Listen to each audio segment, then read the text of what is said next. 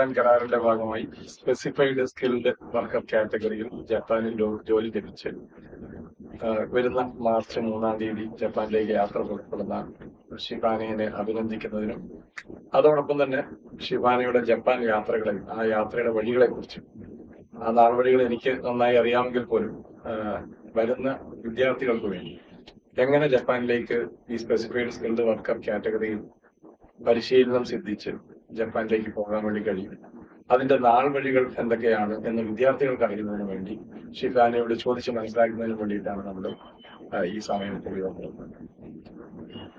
ഷിഫാന, നിങ്ങളുടെ ആ Japan specified skilled worker കാറ്റഗറിയിലുള്ള പഠനത്തെ കുറിച്ചും അതിന്റെ യാത്രാ വഴികളെ കുറിച്ചും ഒന്ന് കുട്ടികൾക്ക് വേണ്ടി പറഞ്ഞു. ഇതിന്റെ ഫസ്റ്റ് സ്റ്റെപ്പ് എന്ന് പറയുന്നത് നമുക്ക് ലാംഗ്വേജ് എടുക്കേണ്ടതാണ്. നമുക്ക് അതില് JFT അല്ലെങ്കിൽ JLPT N4 ആണ് ഇതിൽ വേണ്ടത്. അപ്പം ഞാൻ പാസ്സായിട്ടുള്ളത് JFT ആണ്. JFT അതിന് വേണ്ടിയിട്ട് ഞാൻ പ്രിപ്പയർ ചെയ്ത ടെക്സ്റ്റ് എന്ന് പറയുന്നത് മരിഗോട്ടിലാണ്. ഒരു 3 ബുക്കാണ്.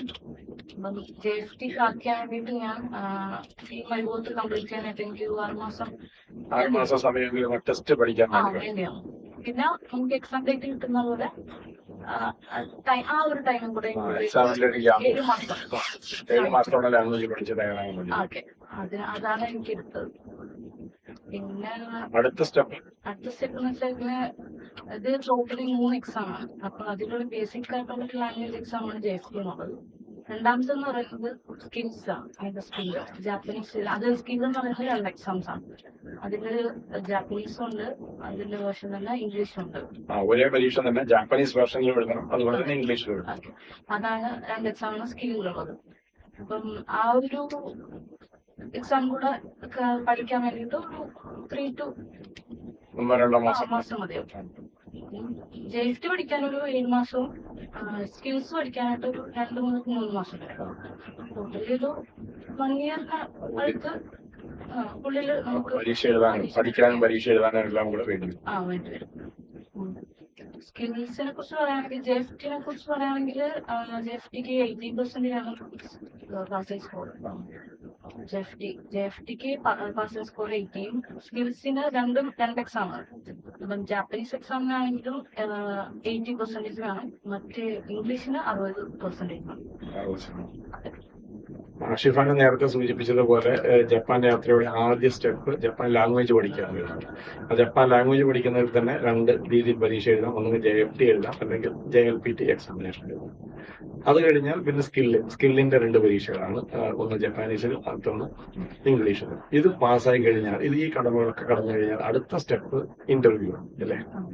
ആ ഇന്റർവ്യൂ അറ്റൻഡ് ചെയ്തതിനെ കുറിച്ച് അനുഭവങ്ങളൊന്ന് വിവരിക്കും. തീർച്ചയായും. അപ്പം എനിക്ക് 2 ഇന്റർവ്യൂ ആണ് കിട്ടിയിട്ടുള്ളത്. ആദ്യത്തെ ഇന്റർവ്യൂവിനെ കുറിച്ച് പറയുകയാണെങ്കിൽ ഒരു ടൈം ഡിലേ വന്നതിന്റെ പേരിൽ എനിക്ക് അത് നഷ്ടപ്പെട്ടായിരുന്നു. ഇല്ല, പറ്റിയില്ല. അപ്പം ആ ടൈം ഷാർപ്നെസ് 1 മിനിറ്റ് വൈകിയതിന്റെ പേരിൽ എനിക്കത് നഷ്ടപ്പെട്ടായി. കുട്ടികളോട് പറയാനുള്ളത് ജപ്പാനീസ് ഇന്റർവ്യൂ റൈറ്റ് ടൈമിൽ തന്നെ അതെ, കറക്റ്റ് ടൈമില് ഇച്ചിരി നേരത്തെ കയറിയാലും കുഴപ്പമില്ല, ടൈം ഇത് ഒരു ഷാർപ്പായിരിക്കണം എന്നുള്ളത്. അവര് ഇപ്പം സ്റ്റിൽ വർക്ക് ചെയ്തുകൊണ്ടിരിക്കുകയാണ് ഹോസ്പിറ്റലിൽ. അവരുടെ ലൈഫൊക്കെ അവർ നല്ല ഫീഡ്ബാക്ക് ആണ്.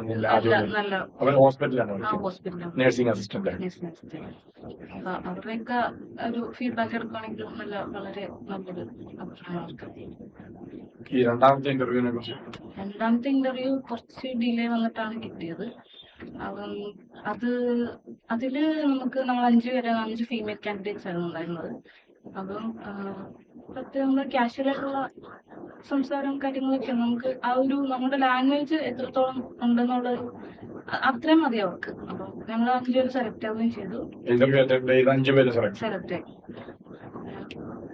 ഈ 5 പേര് ഒരുമിച്ചാണ് മാർച്ച് 3-ന് പോകാൻ പോകുന്നത്. അതെ, ഞങ്ങൾ 5 പേര് ഒരുമിച്ചാണ് മാർച്ച് 3-ന്. അതെ. അപ്പൊ ഷിഫാന, ഇതിന്റെ മോസ്റ്റ് ഇമ്പോർട്ടന്റ് ഫാക്ടർ ഇതിന്റെ എത്ര സാമ്പത്തിക ചെലവ് വേണ്ടിവരും ഈ യാത്രയ്ക്ക്? ഷിഫാനയുടെ അനുഭവത്തിൽ എന്തായിരുന്നു? എനിക്ക് ടോട്ടലി 2.5 ലക്ഷം രൂപ ചെലവായി. ലാംഗ്വേജ് പഠിക്കാൻ വേണ്ടിയിട്ട് ഞാൻ 2 ഇതായിട്ടാണ് കൊടുത്തത്. ലാംഗ്വേജ് പഠിക്കാൻ വേണ്ടിയിട്ട് മന്ത്സ് കൊടുത്തു. പിന്നെ വിസ വന്നു കഴിഞ്ഞിട്ട് ബാക്കി പേയ്മെന്റ് ചെയ്തു. COE വന്നതിന് ശേഷം COE വന്നു. COE വന്നതിന് ശേഷമാണ് മേജർ പാർട്ട് അതെ കൊടുത്തത്. നമുക്കൊരു ഉറപ്പ് കിട്ടും. പിന്നെ പഠിക്കേണ്ട ആവശ്യം. അതെ. ലാംഗ്വേജ് പഠിക്കുന്നതിന് വേണ്ടി ആദ്യത്തെ പേയ്മെന്റ് പോയി, രണ്ടാമത് COE വന്നതിന് ശേഷം ബാലൻസ് പേയ്മെന്റ്, ടോട്ടൽ 2,00,000 ജപ്പാൻ യാത്ര. ഷിഫാന, ഈ പഠന കാലയളവിൽ ഷിഫാനയുടെ പുറകോട്ടെടുപ്പിച്ച എന്തെങ്കിലും വസ്തുതകളുണ്ടോ? എനിക്കറിയാം ഈ ചോദ്യങ്ങൾക്കെല്ലാം ഉത്തരം എനിക്കറിയാവുന്നതാണ്. പക്ഷെ ഇതെല്ലാം ചോദിക്കുന്നത് പുതിയതായി പഠിക്കാൻ വരുന്ന കുട്ടികൾക്ക് അവർക്ക് ഇതിനെക്കുറിച്ച് ഒരു അറിവ് കിട്ടുന്നതിന് വേണ്ടിയിട്ടാണ്. ഞാൻ ഷിഫാനയുടെ ഈ യാത്രയിൽ കൂടെ ഉണ്ടായിരുന്നതുകൊണ്ട് എനിക്ക് ഇതുമായി ബന്ധപ്പെട്ട എല്ലാ കാര്യങ്ങളും ഏകദേശം അറിയാം. പക്ഷെ പഠിക്കാൻ പുതുതായിട്ട് വരുന്ന കുട്ടികൾക്ക് ഇതൊക്കെ ഒരു ഉൾക്കാഴ്ച അവർക്ക് ഇതിനെക്കുറിച്ച് കിട്ടും. എല്ലാവർക്കും ഇതൊക്കെ പ്രതീക്ഷിക്കാൻ പറ്റും. ഇതുകൊണ്ടാണ് ഞാൻ ഈ ഇത്തരത്തിലൊരു ചോദ്യം ചോദിക്കുന്നത്. തീർച്ചയായിട്ടും. പിന്നെ അതെന്ന് വെച്ചാൽ ഇതേപോലെ ഈ ടൈമില് എന്താണെങ്കിലും നമ്മൾ ലാംഗ്വേജ് പഠിക്കുന്നത് എന്തായാലും ഉണ്ടാവും. അപ്പൊ അതിന്റെ ഇടക്ക് നമുക്ക് ഏജൻസി കൊള്ളത്തില്ല എന്ന് പറഞ്ഞിട്ടും അതിലൊക്കെ നമുക്ക് ഇതേപോലെ നെഗറ്റീവ്സ് പറയും. അപ്പൊ നമ്മൾ പല ഏജൻസിനെയും വിളിച്ചു ചോദിക്കും. അപ്പം ആ ഏജൻസി നമ്മുടെ ഏജൻസിനെ ഫുള്ള് നെഗറ്റീവ് പറഞ്ഞിട്ട് പോകാൻ പറ്റില്ല, അവര് കൊണ്ടുപോകില്ല, അവര് അങ്ങനെ പല ഫ്രോഡാണ് അങ്ങനെയാന്ന് പറഞ്ഞിട്ടുള്ള കുറച്ച് അനുഭവങ്ങൾ എനിക്ക് ഉണ്ടായിട്ടുണ്ട്. എന്നിട്ടും ഞാൻ അതിൽ തന്നെ കുറച്ച് നിന്നിട്ട് പിന്നെ ഇതൊരു വെല്ലുവിളിയായിട്ട് സ്വീകരിച്ചിട്ട് അവരുടെ ഒരു മറുപടി ആയിട്ടുള്ള രീതിയിലാണ് ഞാൻ ഇപ്പോഴും പിടിച്ചു ചെയ്യുന്നത്. ഒരു എക്സാം ഫെയിലായി അങ്ങനെ നമുക്ക് രണ്ടാമത് എഴുതിയെടുക്കാന്നുള്ളൊരു ആത്മവിശ്വാസമുണ്ട്. അങ്ങനെ എഴുതിയെടുത്തു. പിന്നെ അത് കഴിഞ്ഞിട്ട് ഇതേപോലെ ഏജിന്റെ പ്രശ്നം ജപ്പാനിൽ അങ്ങനെ ഒരുപാട് ഏജ് അങ്ങനെ 30+ അങ്ങനെ കൊണ്ടുപോകാൻ പറ്റൂല, അതൊക്കെ കുറച്ച് ലിമിറ്റേഷൻ ഉണ്ട്. അങ്ങനത്തെ കുറച്ച് നെഗറ്റീവ്സ് നമുക്ക് ഇതേപോലെ പറഞ്ഞായിരുന്നു. പല ഫ്രണ്ട്സും വിളിച്ചിട്ട് പറഞ്ഞായിരുന്നു, ഏജൻസി ഇതേപോലെ പറഞ്ഞായിരുന്നു. പിന്നെ ഇന്റർവ്യൂ ക്രാക്ക് ചെയ്യാൻ പറ്റൂല, അതൊക്കെ ഭയങ്കര ടഫുള്ള കാര്യങ്ങളാണ് പറഞ്ഞിട്ട് ഒരുപാട് നെഗറ്റീവ്സ്. അതെ അതെ. അതിനൊക്കെ തരണം ചെയ്ത് ഞാൻ 3-ാം തീയതി പോകുന്നു. അതെ. അപ്പൊ അവിടെ ചെന്നിട്ടും നല്ല രീതിയിൽ പെർഫോം ചെയ്യാൻ കഴിയട്ടെ. അതെ. പുതിയൊരു കാൻഡിഡേറ്റ്സ് വരുമെന്നുണ്ടെങ്കിൽ അവർക്ക് എനിക്ക് പറഞ്ഞു കൊടുക്കാനുള്ളത് ഒരുപാട് നെഗറ്റീവ്സ് നമുക്ക് ഇതേപോലെ പലരിൽ നിന്നും വരും. അപ്പൊ അതൊന്നും നമ്മൾ മൈൻഡ് ചെയ്യാതിരിക്കുക, നമ്മുടെ ആഗ്രഹത്തിന്റെ വില ഉറച്ചിരിക്കുക. എക്സാമിൽ പാസ്സാവുക, സാമ്പത്തിക സുരക്ഷിതത്വം. Thank you. അപ്പൊ ഷിഫാന ആദ്യം ലാംഗ്വേജ് ക്രാക്ക് ചെയ്തു, രണ്ടാമത് സ്കില്ല് ക്രാക്ക് ചെയ്തു, അതിനുശേഷം ഇന്റർവ്യൂ ക്രാക്ക് ചെയ്തു. ഈ ഇന്റർവ്യൂ കൂടെ കഴിഞ്ഞാൽ അടുത്ത സ്റ്റെപ്പ് എന്ന് പറയുന്നത് ഇന്റർവ്യൂ ക്രാക്ക് ചെയ്ത് കഴിഞ്ഞാൽ നമ്മുടെ പേപ്പർ വർക്ക് തുടങ്ങുന്നത്. പേപ്പർ വർക്ക് നമുക്ക് അത് കംപ്ലീറ്റ് ചെയ്യാൻ നമുക്ക് ഒരു COE എന്ന് പറഞ്ഞൊരു സംഭവം കിട്ടും. Certificate of eligibility. അതെ, സർട്ടിഫിക്കറ്റ്. അത് കിട്ടാൻ ഒരു 45 days മിനിമം നമുക്ക് എടുക്കും. അപ്പം അത് കിട്ടിക്കഴിഞ്ഞാലാണ് നമുക്ക് വിസയ്ക്ക് അപ്ലൈ ചെയ്യാൻ പറ്റും. വിസയ്ക്ക് അപ്ലൈ ചെയ്ത് കഴിഞ്ഞാൽ വിസ കിട്ടാൻ, ജപ്പാൻ വിസ കിട്ടാൻ വേണ്ടി എനിക്കൊരു 1 week എബോവ് എടുത്തു. ഒരാഴ്ചക്കുള്ളിൽ കിട്ടും. അപ്പൊ ഇനി വിസ കിട്ടി, പിന്നെ ഫ്ലൈറ്റ് ടിക്കറ്റ്. അതെ, ഇനിയുള്ളതെന്ന് വെച്ചാൽ ഫ്ലൈറ്റ് ടിക്കറ്റും എംപ്ലോയർ ഇതിന്റെ കൂടെ തന്നു. അതെ, എനിക്ക് എംപ്ലോയറിന്റെ സൈഡിൽ നിന്ന് ഫ്ലൈറ്റ് ടിക്കറ്റ്. അതെ, മാർച്ച് 3 യാത്ര തിരിക്കുകയാണ്. അവിടെ എല്ലാവിധ ആശംസകളും നേരും. അവർ നന്നായി ജോലി ചെയ്യാൻ കഴിയട്ടെ. സാമ്പത്തിക സുരക്ഷിതത്വം നിങ്ങളുടെ വീട്ടിലുണ്ടാവട്ടെ. എല്ലാവിധ ആശംസകളും.